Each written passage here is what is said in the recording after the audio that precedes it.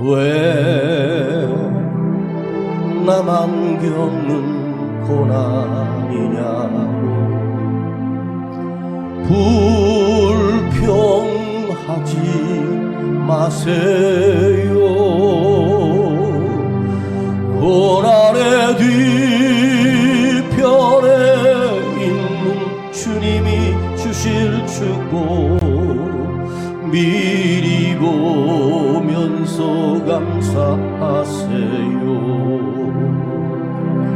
너무 견디기 힘든 지금 이 순간에도 주님이 일하고 계시잖아요. 남들은 지쳐 앉아 있을지라도 당신만은 일어서세요. 힘을 내세요. 힘을 내세요. 주님이 손잡고 계시잖아요. 주님이 나와 함께함을 믿는다면 어떤 고난도 이길 수 있잖아요.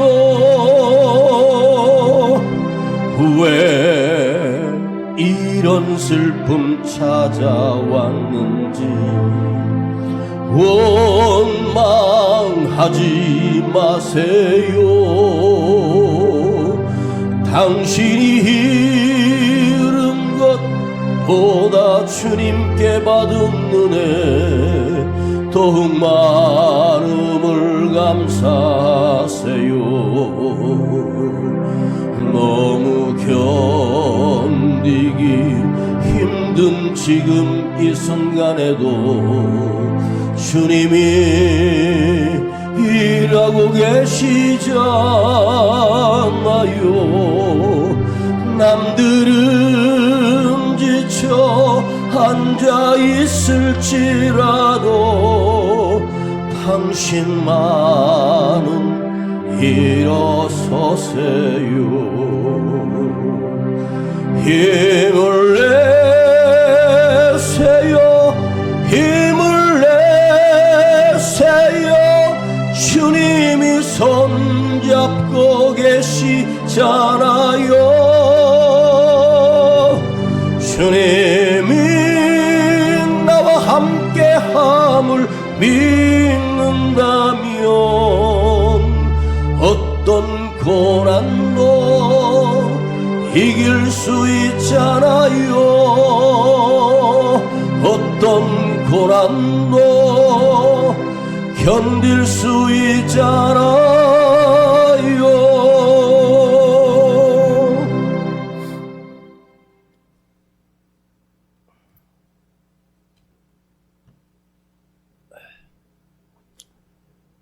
이번 주부터 긴 연휴가 시작됩니다.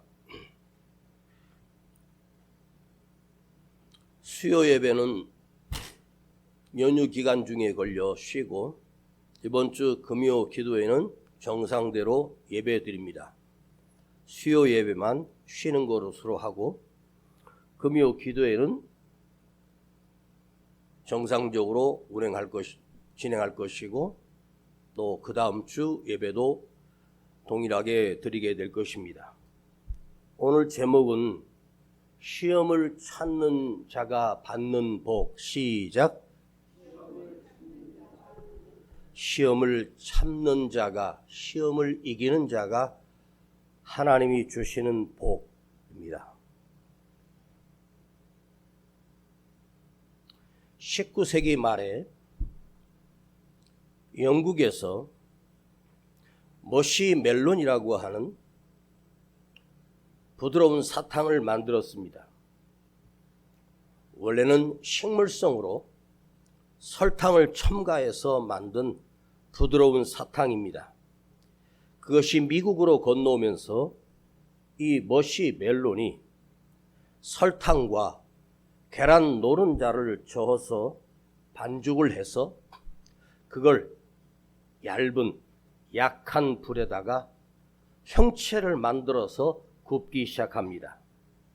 그래서 그것이 동그랗게 우리 가래떡 모양으로 그것이 제조된 것을 토막을 내서 거기에다가 막대기를 꽂아서 그 머시멜론을 먹게 됩니다. 그런데 한 유명한 대학에서 어린 아이들에게 이 머시멜론을 실험을 했습니다. Don't eat the marshmallow, eat. 아직은 머시멜론을 먹지 마라. 무려 600명 아이들을 작은 방에 하나씩 집어넣어주고 책상 앞에 그 맛있는 머시멜론이 놓여 있습니다. 그리고 선생님이 그 아이에게, 그 아이는 고작 5살, 6살밖에 안 된 어린 아이입니다. 그 아이들이 울 때 엄마가 머시멜론을 입에 넣어주면 얼마나 달콤하고 솜처럼 녹는지 그 맛이 너무 뛰어나서 그 아이들이 그 머시멜론을 먹고 나서 이제 울음을 끄친다는 것입니다. 이것을 가지고 교육자들이 아이들을 시험하면서 우는 아이들을 달래기 위한 용도가 아니라 이 아이들이 그렇게 좋아하는 머시멜론을 책상 위에 하나씩 딱 놓고 그 앞에다가 시계를 맞춰 놓습니다. 그리고 선생님이 얘야, 요 한 칸이 요렇게 숫자가 가면 5까지 가면 5분이다. 그리고 십자를 가리키면 10분이야. 그리고 거기서 다시 5를 더 가면 15분이란다. 알아요, 선생님. 그렇지? 그런데 너희들에게 이 머시멜론은 언제든지 먹어도 좋다. 그런데 네 책상 앞에 있는 이 시계가 한 칸, 두 칸, 세 칸, 5, 10, 15. 15분이 지나면 땡 하는 소리가 날 것이다. 그때 이 머시멜론을 너희들이 먹어라. 그것을 먹고 나면 선생님이 너희들에게 2개를 더 줄 거야. 근데 만일 15분이 지나지 않았는데도 1개만 먹는 아이들은 더 이상 줄 것이 없단다. 이것을 15분 동안만 기다리면 내가 너에게 2개를 더 줄 거야. 이 말을 그 5살, 6살 아이들이 다 이해를 했습니다. 각각 작은 방에다가 따로따로 아이들을 두고 실험을 했는데 무려 650명 정도의 아이들을 그 시험에 참가했습니다. 자, 책상에 앉아있는 이 달콤한 머시멜론, 이 부드러운 사탕을 보는 순간 아이들이 만져보기도 하고 들여다보기도 하고 코에다 냄새도 맡아보고 그 15분을 참고 있습니다.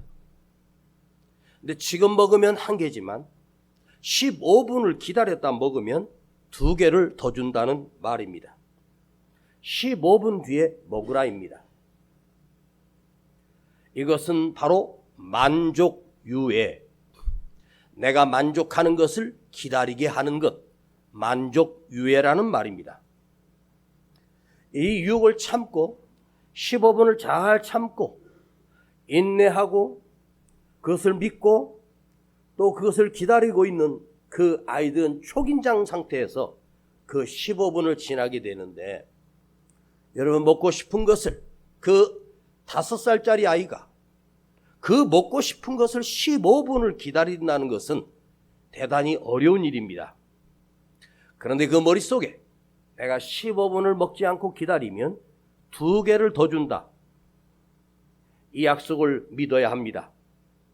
그런데 이 4, 5살 아직 어린 아이들이 15분을 기다린다라고 하는 것은 굉장히 어려운 일이거든요. 그건 쉬운 일이 아닙니다. 그런데요, 놀랍게도 대부분의 아이들이 5분 안에 10분 안에 그 머시멜론을 자기 입에다가 넣어서 먹고 말았습니다. 650명 가운데 그것을 15분 동안 참아서 먹지 않고 기다렸던 아이가 650명 중에 13명이 나왔습니다. 그 13명에게는 마시멜론을 2개를 더 주었습니다. 그리고 그 당시에 15분을 참았던 머시멜론을 2개를 더 먹었던 그 아이들을 10년, 15년, 20년 뒤를 그 아이들의 이름을 기록해서 학교 성적이나 학교 생활이나 대학 생활이나 사회 생활이나 이 모든 것을 추적하며 그 15분을 참았던 아이들을 찾아서 보니 놀랍게도 그 15명의 아이들이 그 땅에서 그 나라에서 아주 훌륭한 사람들이 다 되어 있더라는 말입니다. 어떤 아이는 공부를 잘하는 아이도 있고 어떤 아이는 보통으로 하지만 남을 배려할 줄 알고 남을 이해할 줄 알고 남을 보듬어 줄 줄 아는 여유 있는 훌륭한 사람으로 변하여 성장했다는 말입니다. 1분을 못 버티고 먹었던 아이는 어떤 아이였을까요? 15분을 내가 어떻게 참아? 우리는 15분을 지금 기다리려고 하면 15분 기다릴 수 있는데 그 아이 입장에서는 15분 기다리는 것이 이렇게 어렵고 힘든 일입니다. 그런데 그 잠깐의 실험이 15년이 지나고 20년이 지났을 때 그 아이의 성품과 인품과 그의 인격은 다른 사람들보다 탁월한 사람으로 달라져 있었고 부모님께 효도하며 다른 사람을 배려하며 그 주위에는 많은 친구들이 있었고 그를 돕겠다라고 하는 친구들도 많이 있었습니다. 여러분, 마시멜론 한 가지 넣고 15분 참았다가 먹어라. 15분 참아서 먹어라. 이거 별거 아니거든요. 이 아무것도 아닌 이 실험이 세월이 흐른 뒤에 그 한 사람의 인생이 위대하게 바뀌더라는 것입니다. 여러분 아이를 키울 때 혹여나 그 아이가 너무 이뻐서 엄마 뭐 해줘? 아빠 뭐 해줘? 그러면 여러분은 혹시 해달라는 대로 다 해주었습니까? 능력 있는 부모, 돈 있는 부모, 자식이 원하는 거 다 해준 자식들, 비록 가난하게 살았지만 갖고 싶은 것 갖지 못하고 먹고 싶은 것 먹지 못하고 살았던 아이들, 별것 아닌 것 같지만 시간이 지나 그 사람의 인격과 성품이 달라집니다. 저는 어릴 때 여러분들이 믿지도 않겠지만 국민학교 다닐 때 제가 신고 다니던 신발은 고무 신발이었습니다. 검정 고무신이었습니다. 제 발 수치는 9문 반입니다. 새 고무신을 학교에 신고 가면 신발장 위에다 놓으면 어떤 놈이 새 고무 신발을 신고 도망가 버리고 헌신장만 남습니다. 매일매일 그런 사건들이 있었습니다. 그러다 어느 날부터 신발 주머니를 만들어 가지고 신발 주머니에다 자기 신발을 책상 밑에 보관했다가 신기도 했었습니다. 그러다 처음으로 말표에서 나온 말표 운동화가 처음으로 나왔습니다. 그때 제 나이 3살 때 말표 운동화가 나왔을 때 고무 신발과 말표 운동화는 하늘과 땅 차이였습니다. 그걸 갖고 싶어서 아버지에게 졸랐는데 아버지가 한 달만 기다리라고 하셨습니다. 한 달을 달력에 동그라미 치면서 한 달을 그 말표 고무 신발을 신고 싶어서 동그라미 치면서 하루하루를 버텼는데 저희 아버지께서 진짜로 한 달 만에 말표 운동화를 사주셨습니다. 하늘을 나는 기분이었습니다. 난 그걸 신고 하늘을 번쩍번쩍 뛰면서 막 발차기도 하고 신났었습니다. 여러분 아이를 키울 때 부모의 마음은 다 해주고 싶고 모든 것을 해주고 싶은 것이 부모의 마음입니다. 그런데 한번 생각해 보십시오. 모든 것을 다 해주는 그 자식, 그 순간은 그 아이에게 행복할 수 있지만 그 아이는 어떤 사람이 되겠습니까? 자기밖에 모르는 이기적인 아이로 자랄 수밖에 없습니다. 부족한 것이 없습니다. 부족한 것이 없기 때문에 더 큰 것, 더 좋은 것, 더 아름다운 것 끊임없이 취하고 갖고 싶어 합니다. 당장 이루어지지만 안 됩니다. 당장 이루어져야 됩니다. 당장 가져야 되겠다는 것입니다. 사실 여러분, 갖고 싶은 것 당장 손에 놓고 보면 그 손에 넣는 순간은 행복하지만 얼마나 그 행복이 가겠습니까? 부모들이 자식을 키울 때 당장 해주지 말고 일주일 뒤에 사준다, 3일 뒤에 사준다, 보름 뒤에 사준다, 이렇게 약속을 합니다. 그리고 그 기다리는 즐거움을 그 아이에게 줍니다. 기다리게 하는 습관을 그에게 드립니다. 그리고 그 시간이 됐을 때 정확하게 약속을 지켜서 그것을 사줄 때 그 아이가 얻는 것은 자전거 한 대가 아닙니다. 3일을 기다릴 수 있는 능력, 일주일을 참을 수 있는 능력, 한 달을 참을 수 있는 능력이 그 아이 속에 겸비되는 거예요. 기다릴 줄 아는 인내, 기다리는 인내의 시간, 참아내는 인내의 시간. 사람은요, 지식으로 사람이 만들어지는 것이 아닙니다.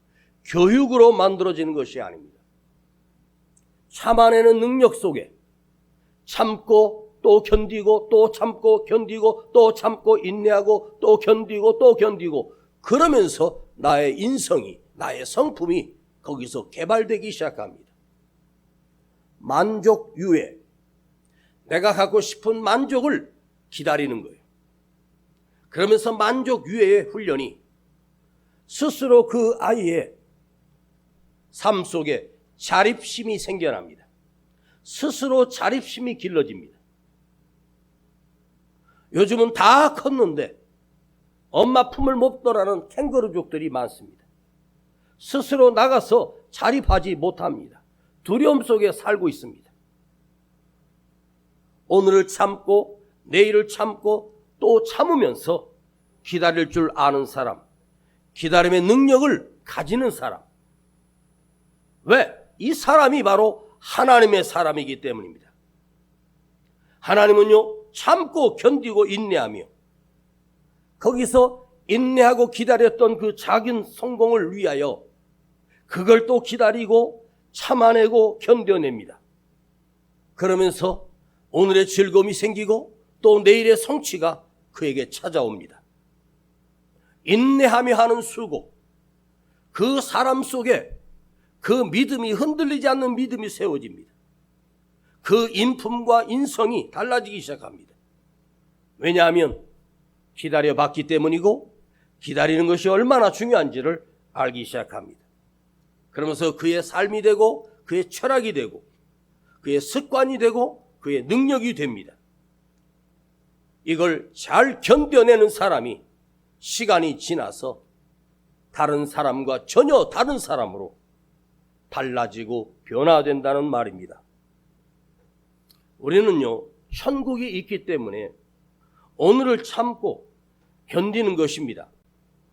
하나님 앞에서 내가 받을 상급이 있다는 것을 내가 믿고 견디고 또 견디고 또 버티고 또 인내하며 믿음의 삶을 인내하고 참고 살아갑니다. 마시멜로, 이 시험 하나가 기다리는 사람을, 기다리게 하는 사랑을, 기다리게 하는 능력을 아이들에게 심어주는 귀한 축복입니다. IQ라고 하는 것이 있습니다. IQ를 테스트하면 그 수치가, 우리나라 IQ가 보통 95에서 98인데 어떤 아이는 IQ 수치가 130이 넘는 아이도 있습니다. 문제를 잘 풉니다. 그런데 IQ가 높은 사람은 확률적으로 공부를 잘할 수 있어요. 그런데 IQ로 그 사람의 성품이 있는 것이 아니에요. 이모션이 있어요. 인내하는 마음, 협동하는 마음, 남을 배려하는 마음, 그 지수가 다른 사람을 배려할 줄 알고 이해할 줄 알고 함께 나눌 줄 아는 그런 성품이 IQ보다 훨씬 더 위대한 능력입니다. 오늘 성경에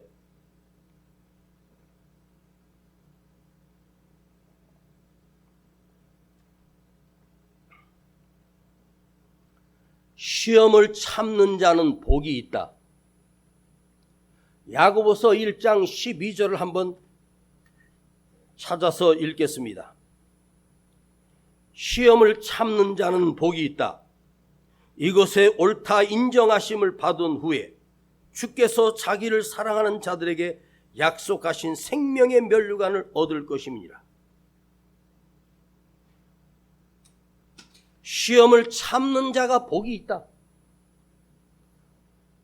올해 3번째 복입니다. 시험을 참아내는 복입니다.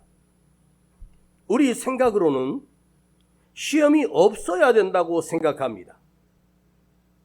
그러면 우리 기도는 시험을 참으면서 인내하면서 기도하는 것이 아니라 무조건 해달라고만 기도합니다. 뭘 해달라고, 응답해달라고, 해결돼달라고 늘 기도합니다. 시험도 없게 해주세요. 해결해 주세요. 아니, 주님, 이 어려움을 내가 이길 수 있는 힘을 주세요. 힘을 달라는 기도를 해야지요. 하나님, 견딜 수 있도록 힘을 주세요. 그저 아무 일 없게 해주세요. 평탄하게 해주세요. 무사태평이 복이 아니잖아요. 아무 일이 없으면 인간은 변하지 않습니다. 2절을 또 보겠습니다. 사람이 시험을 받을 때에 내가 하나님께 시험을 받는다 하지 말지니, 사람이 시험 받을 때에 내가 하나님께 시험을 받는다 하지 말지니, 하나님은 악에게 시험을 받지도 아니하시고 친히 아무도 시험하지 아니하시느니라. 여러분, 누가 시험했는데요? 하나님이 우리를 시험했다고요? 물론 하나님께서 누군가를 쓰시기 위하여 시험하실 때도 있어요. 그런데 성경은 시험을 받을 때 내가 하나님이 나를 치셨구나. 여러분, 하나님이 여러분을 치셔서 하면 벌써 죽었어요, 우리. 하나님이 나를 그렇게 오래오래 참아주셨어요. 여러분 본인 자신이 알지 않습니까? 내가 얼마나 악하고 얼마나 교만하고 얼마나 간교한지를 여러분 자신이 알지 않습니까? 그런대로 여러분들이 짓는 죄대로 하나님이 심판하셨다면 우린 여기 살아있을 자가 아무도 없어요. 우리 하나님이 얼마나 오래오래 참아주시고 기다리고 계십니까? 여러 가지 시험을 만나거든 오히려 너는 온전히 기쁘게 여겨라. 온전히 기쁘게 여기라. 여기에서 시험의 목적이 나와요. 우리는 시험에 대한 오해가 많습니다. 우리는 시험이 없어야 복이잖아요. 그런데 하나님의 말씀은 시험이 있어야 한다고, 거기서 복을 주시기 위하여. 성경 어디에 시험 없는 사람이 있고 시험 없는 장소가 어디 있습니까? 특별히 예수 믿는 사람들 가운데 시험이 없는 사람이 어디 있겠습니까? 세상 사람들은 어려운 일을 당하면 시험이라고 하지 않아요. 세상 사람들은 시험을 시험이라고 말하지 않고 재수가 없었다고 말해요.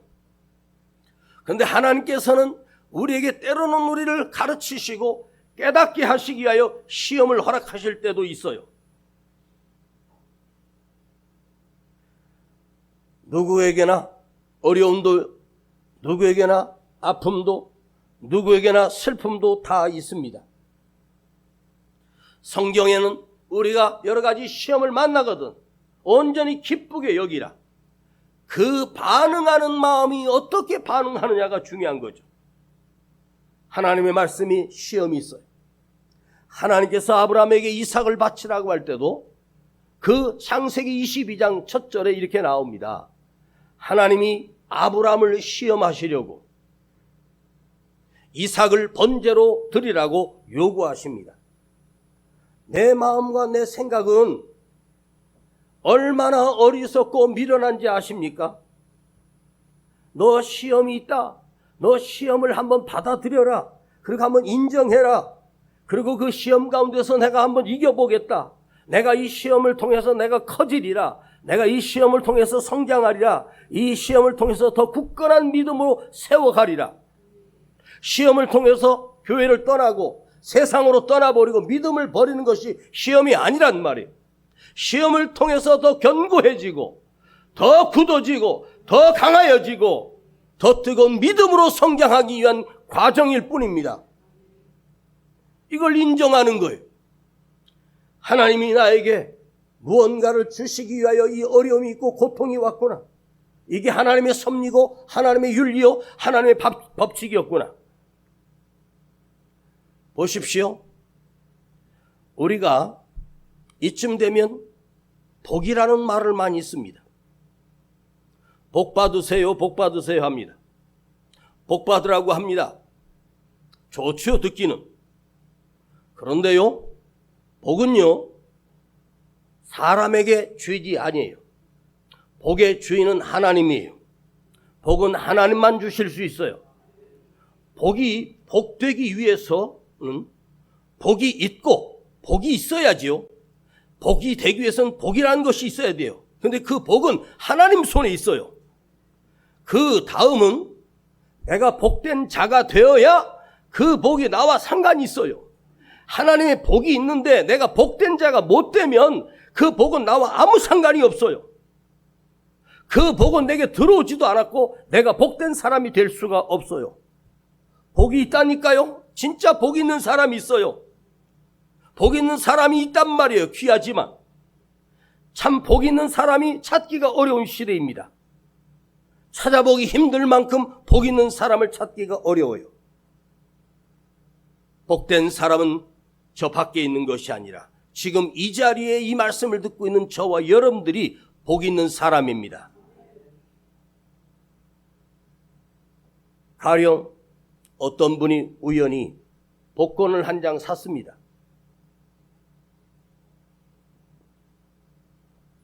복권을 한 장 샀는데 그 복권이 무려 30억짜리 복권이 당첨이 됐습니다. 여러분들에게 그런 일이 없기를 참 다행이죠. 복권이 갑자기 30억이 딱 들어와서 당첨이 됩니다. 그러면 대부분 그 30억 가지고 고민을 할 것입니다. 이걸 뭐에다 쓰지? 이걸 어디다 쓰지? 어떻게 하지? 뭐 하지? 빚부도 좀 갚고 모자란 것도 하고 또 새로운 일도 계획해 볼 거예요. 그런데 잘 생각해 보십시다. 그 사람이 복권을 1등을 타서 30억을 수령을 했습니다. 내 통장에 30억이 넣어졌습니다. 그런데요, 그 30억이 나에게 화가 될 것이 더 많아요. 그것이 나에게 저주가 될 것이 훨씬 더 많아요. 로또에 당첨된 사람들을 다 추적해서 보면 68%가 자살했습니다. 78%가 폐가 망신했고 2% 정도만 그걸 가지고 잘 굴려서 그냥 평범하게 삽니다. 복권은 받으면 좋은 것처럼 보이지만 잘 들으세요. 내가 이 복권을 30억이 내가 받았는데 이 복권 30억을 내가 감당할 수 있는 그릇이 될 때는 그 30억이 나에게 복이 돼요. 그 30억이라고 하는 돈이 나한테는 내 수중에 3만 원도 큰 사람이었는데 30억이 들어왔으니 미치는 거죠. 여러분, 그릇이 안 됐는데 그게 갑자기 나한테 왔다고 해서 복입니까? 복은요, 받을 수 있는 그릇이 있어야 되는 거예요.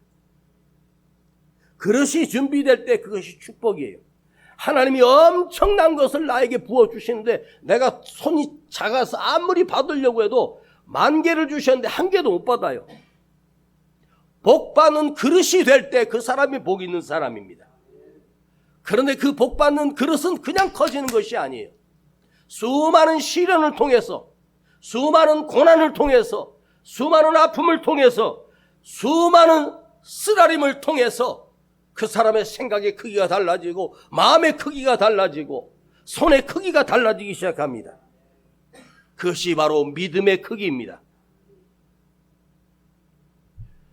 옛날 가락시장 옆에 오래된 아파트가 있었습니다. 실제로 있었던 일입니다. 그 개척교회, 삼각교회 시장에 나가서 배춧잎 팔아서 사는 아주 가난한 집사님이 계셨습니다. 교회 피아노가 낡아가지고 맨날 피아노를 조이려도 피아노 줄이 끊기고 소리도 잘 안 나고 목사님이 강단에 엎드려서 피아노 좀 사게 해주세요 기도했는데 그 집사가 새벽 기도에 나왔다가 목사님 하는 기도를 듣고 그 집사가 그때부터 기도하기 시작했습니다. 주님, 제가 저 피아노 사게 해주세요. 주님, 제가 제일 좋은 피아노 사겠습니다. 꼭 제가 피아노를 사서 하나님께 찬양하는 도구로 쓰임받겠습니다 라고 간절히 기도했어요. 근데 그 집사님이 그 기도를 마치고 가다가 복권 가게 앞에 딱 섰는데 갑자기 그 생각이 나서 복권을 샀답니다. 근데 그분이 복권을 샀는데 정말 기가 막히게 18억 7천이 당첨됐어요. 1등이 몇 명 나왔겠죠.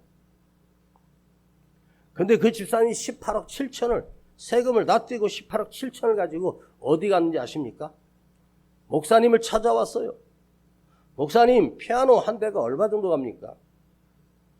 글쎄요, 좋은 피아노 몇 천만 원 하겠죠? 보통 한 1,000만 원 사겠죠? 그럼 목사님, 저는 잘 모르니까 목사님이요, 좋은 피아노 사시고요. 제가 18억 7천 중에 11조 떼고요. 그리고요, 피아노 사는데 목사님 10억을 드릴 테니까 10억 가지고 목사님이 피아노 사시고 목사님 차도 필요하시면 차도 사세요. 그리고 드리고 가더랍니다. 내가 그 간증을 듣고 야, 그 여자 집사 진짜 대단한 사람이구나. 어떻게 나는 복이 없어서 우리 성도들 로또 한 번 당첨 못 되는지. 혹시 모르죠. 당첨되면 도망갈걸?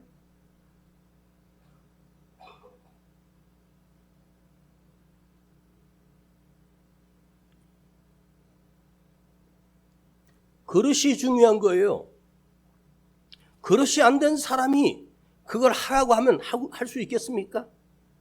많은 훈련과 연단과 아픔을 겪으면서 사람의 그릇이 되고 그것을 해낼 수 있는 능력이 되는 거예요. 우리는요, 자식들에게 공부해라, 공부해라, 공부해라, 공부해라, 또 책을 봐라, 책을 봐라, 학원도 보내고 열심히 공부를 가르칩니다. 그래서 공부를 잘해요. 잘하면 서울대를 갈 수 있는 정도 실력이 됐어요. 근데 서울대가 떨어졌어요. 연대도 떨어지고 고대도 떨어지고 중앙대 들어갔습니다. 그래도 좋은 대학 들어갔습니다. 그런데 보세요, 여러분, 공부해서 얻은 지식이, 내가 학문을 통해서 책을 통해서 얻은 지식이 여러분 그 사람을 성공하게 만드는 게 아닙니다. 공부해서 얻은 지식은요, 그 순간으로 다 기억이 안 나요. 달달달달 외워갖고 시험은 100점 맞았는데 하루 지나면 기억이 안 납니다. 왜? 시험 잘 치려고 외운 거니까. 벼락치기 공부해서. 공부해서 얻은 지식이 우리 인생을 바꾸는 것이 아닙니다. 여러분 착각하지 마세요. 지식으로 좋은 대학을 간다고 해서 성공한 보장이 아니에요. 그런데 하나님의 백성, 이스라엘 백성들은요, 공부를 안 시켰어요. 눈을 뜨자마자 그 문지방에 하나님의 말씀을 써서 붙이고, 들어갈 때 문지방에 그 말씀을 써서 붙이고 들어가요. 저희 동서, 저희 집사람 언니, 남편, 그 집이 서울에 가까이 있었을 때 주말에 같이 만나서 식사도 같이 하고 하는데, 그 집에 가면 그 동서가 책상 탁자에다 여호와는 나의 목자시니 내가 부족함이 없으려다 탁 해서 카페해가지고 거기다가 붙여놓고, 벽에다가도 붙여놓고, 문에다가도 붙여놓고, 그 두 애들이 집을 열고 나갈 때 그 성경을 읽고 나가고, 집에 들어오면 그 성경을 읽고 들어오고, 자기 방문 앞에 성경 구절이 써 있고, 탁자 위에 성경 구절이 써 있고, 항상 그랬어요. 두 아이는요, 공부를 잘하지도 않았어요. 근데 그 두 아이가 다 복을 받았습니다. 여러분, 이스라엘 백성들은 지식을 생각하지 않아요. 자녀들에게 뭘 생각하느냐? 지혜를 생각해요. 지식이 아니라 지혜예요. 지혜를 얻으라. 지혜는 어디서 나오느냐? 하나님 말씀에서 나와요. 그래서 그들이 세계 최고의 민족이 돼요. 지식을 쌓으면 쌓을수록 우리는 복잡해지고 더 헷갈리고, 지식을 쌓으면 쌓을수록 인간은 교만합니다. 그러나 하나님의 지혜를 얻으면 나를 겸손하게 만듭니다. 나를 성숙하게 만듭니다. 지식이 지혜가 되려면 시험을 이겨야 합니다. 수많은 시험을 이길 때 나는 지식이 아니야, 지혜입니다. 지혜자입니다. 왜 사도 바울이 가마리엘 문화에서 수석 졸업한 수재였습니다. 최고의 학문을 가진 사람이 사울이라고 하는 바울입니다. 그러나 그가 바울이 되고 나서 나의 모든 배움과 지식을 배설물로 여겼다고 다 버려요. 그리고 하나님 말씀만 쫓아가는 지혜자가 돼요. 그리고 지혜의 하나님 말씀을, 그의 편지가 오늘 우리의 성경이 됩니다. 지식을 쌓기 위하여 몸부림치며, 저도 공부를 해봤습니다. 그런데 인생은 공부에서 성공하는 것이 아닙니다. 하나님이 나에게 지혜를 주셔야 가능합니다. 가난하게 울면서 살았고, 배고픔도 느끼며 살았고, 몇 길을 굶어본 적도 수없이 많았었습니다. 그러나 그 학교 가는 그 먼 길을 걸어다니면서 매일 가방을 메고 저는 기도하며 그 학교를 다니고, 올 때도 기도하며 학교를 다녔습니다. 그리고 기도했습니다. 그 아픔과 수많은 서러움, 사람들이 나를 보고 너는 성공 가능성이 없다고 다 말했습니다. 그 고통과 배신과 멸시 수없이 당하며 저는 자랐습니다. 목회는요, 지식으로 하는 게 아닙니다. 목회는요, 하나님이 주신 지혜입니다. 하나님의 능력으로 하는 거죠. 교회가 얼마나 모이느냐, 사람을 얼마나 모았느냐가 그 사람의 성공이 아닙니다. 나 한 사람이 인내의 사람이 되고 참아내고 그 고비를 넘기는 그 지혜, 하나님의 말씀을 붙들고 견딜 수 있는 그 지혜, 이것이 바로 지혜입니다. 주님의 사람은 지혜로운 사람이 돼야 돼요. 믿음의 사람이 돼야 돼요. 거기서 능력이 나와요. 시련을 만나지 아니하면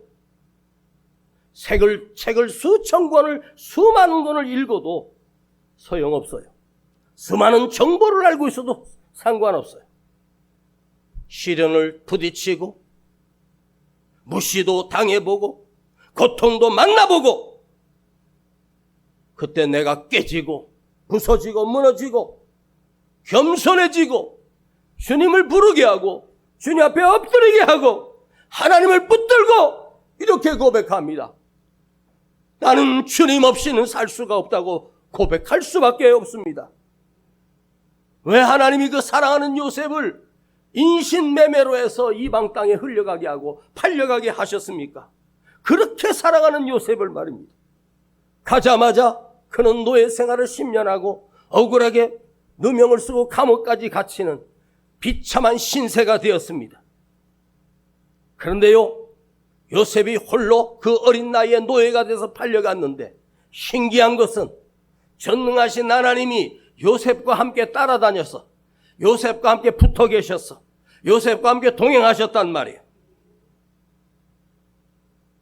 그래서 요셉이 그 시대에 7년의 대흉년을 요셉의 지도와 지혜로 온 세상을 먹여 살리는 지도자가 됩니다. 모세가 왕궁에 들어가 40년입니다. 40년 동안 교만해질 대로 교만해졌던 그가 어떤 순간에 살인을 함으로 쫓겨나고 미디안 광야에 쫓겨나 40년을 목동으로 살아갔습니다. 그러면 그 나이가 80이 됩니다. 그런데 하나님께서 모세를 사용하실 때 모세를 쓰셨던 시간이 언제였습니까? 목동에서, 광야에서, 미디안 광야에서 목동을 쳤던 그 험악한 세월, 그 40년 동안을 이스라엘 백성을 구출해내서 광야로 인도하시는 40년의 도구로 하나님이 사용하셨습니다. 고난의 크기가 능력의 크기요, 고난의 시간이 능력의 시간이 됩니다.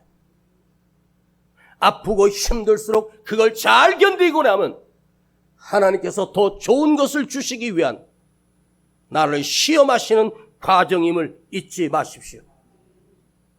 여러분, 올 새해 여러분이 인생이 고생으로만 끝나지 않기를 축복합니다. 그 다음에 약속을 믿고 그 다음에 축복을 믿고 그 하나님의 도우심을 믿고 가십시오. 이걸 알지 못하면 우리는 평생 고독자요, 평생 고통 속에 살 수밖에 없습니다. 왜 나만 이런 고통을 당하지? 왜 나만 이런 아픔이 있지? 왜 나는 울고 사느냐고요? 지금은 보이지 않아요. 지금은 믿어지지 않아요. 현실 앞에 절망하고요.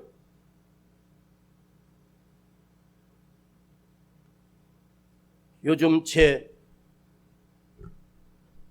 작은 소원이 하나 있습니다.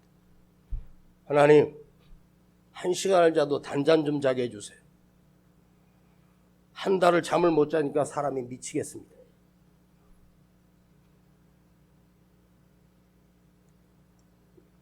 내일은 주일이니까 단잠 좀 자게 해주세요. 눈은 감고 있는데 정신은 깨어 있어요. 제 몸이 부서지는 듯 고통스럽고 힘듭니다. 길을 걸 때도 비틀비틀합니다.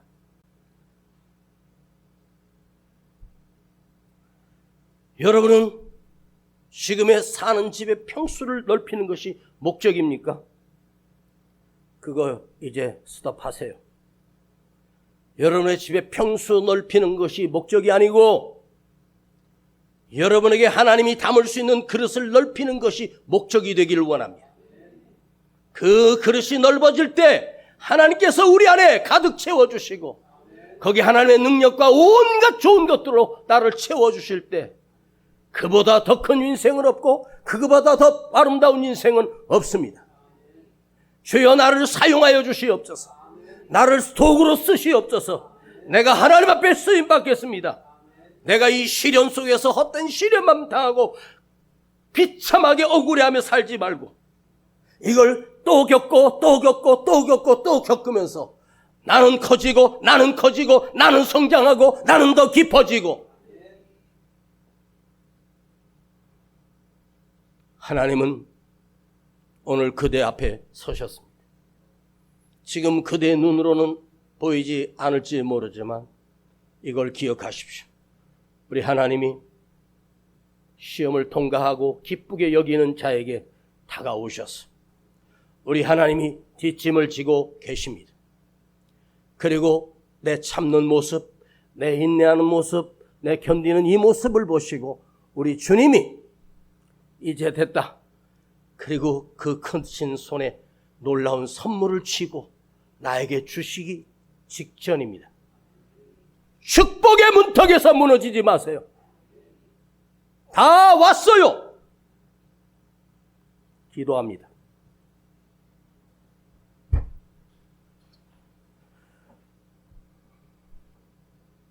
사단이 우리를 꼬여서 시험당한다고 착각합니다. 하나님은 당신의 사람을 사용하시기 전에 먼저 시련과 시험을 하셨습니다. 주여, 우리의 시험과 시련이 세월만 허송하는 헛된 시험과 시련이 되지 않게 하시고 주님께 더 가까이 나가는 하나님의 말씀이 들려지는 지혜가 있게 하시고 하나님의 능력을 믿어지는 믿음이 되게 하시고 살아계신 하나님을 간절히 느껴지는 시간이 되도록 우리를 가르쳐 주시옵소서. 우리 주 예수 그리스도의 이름으로 기도하옵나이다. 아멘.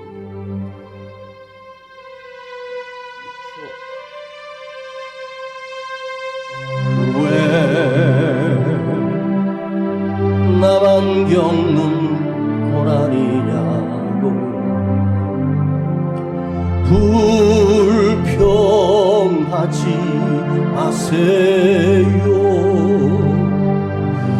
고난의 뒤편에 있는 주님이 주실 축복 미리 보면서 감사하세요. 너무 견디기 힘든 지금 이 순간에도 주님이 일하고 계시잖아요. 남들은 지쳐 앉아 있을지라도 그대만 일어서세요. 큰 소리로 힘을 냅시다. 힘을 내세요. 힘을 내세요. 주님이 손잡고 계시잖아요. 주님이 나와 함께함을 믿는다면 어떤 고난도 이길 수 있잖아요. 우리 하나님 앞에 예물을 드립니다. 왜 이런 슬픔 찾아 하지 마세요.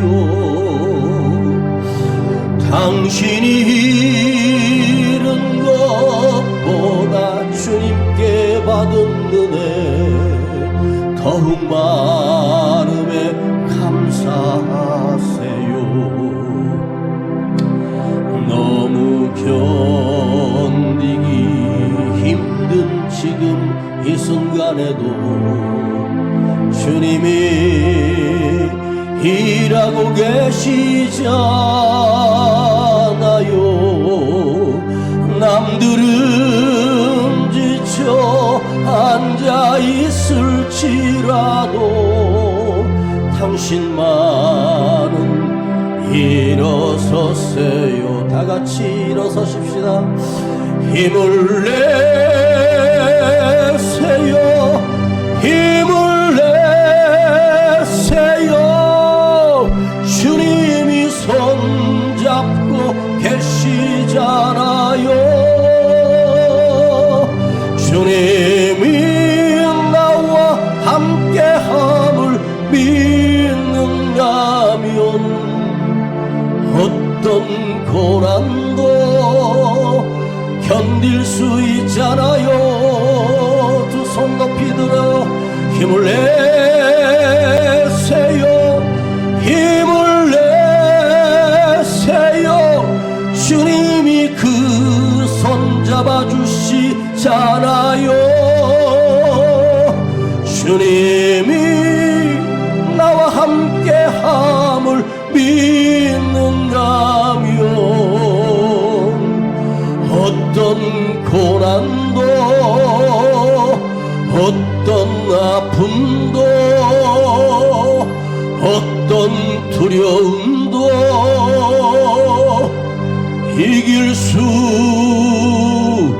있잖아요.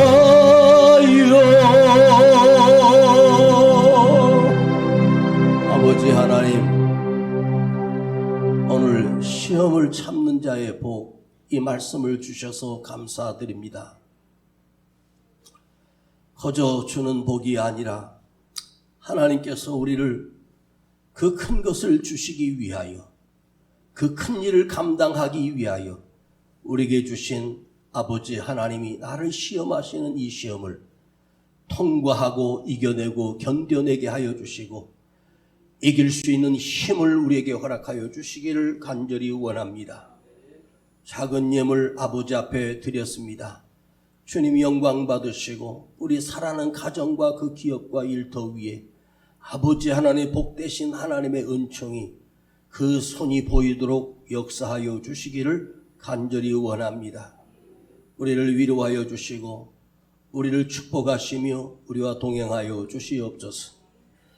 지금은 우리 구주 예수 그리스도의 은혜와 아버지 하나님의 놀라우신 사랑하심과 성령님의 감화감동 충만 내대 교통하심이 시험을 잘 참고 견디고 드디어 복을 받는, 하나님이 주실 것을 이루겨 받는 우리 모두가 될지어다. 아멘.